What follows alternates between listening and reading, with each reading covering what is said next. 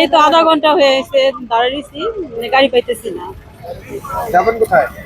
যাবো বাবার বাড়িতে ঈদ করতে। ভোগান্তি, গাড়ি পাচ্ছি না ঠিক মতো, আমরা টাইম মতো গাড়ি পাইতেছি না। এই যে 1 ঘন্টা হয়ে গেছে আমাদের লাইনের জন্য গাড়ি পাইতেছি না এখন পর্যন্ত। এখান থেকে আমরা পিরোজপুর যাবো।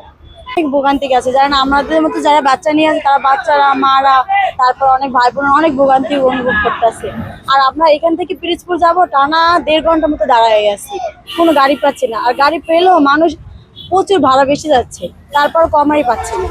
গ্রামের বাড়িতে যাচ্ছি দাদা দাদির সাথে, আমরা ঈদ এনজয় করবো, এই জন্য আমাদের শ্বশুরবাড়ি সবাই যাচ্ছে।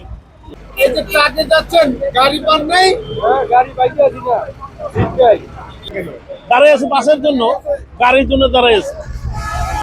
ঈদ কাটাতে গ্রামের বাড়ি যাবো, গাড়ি পাচ্ছি না, দাঁড়াই।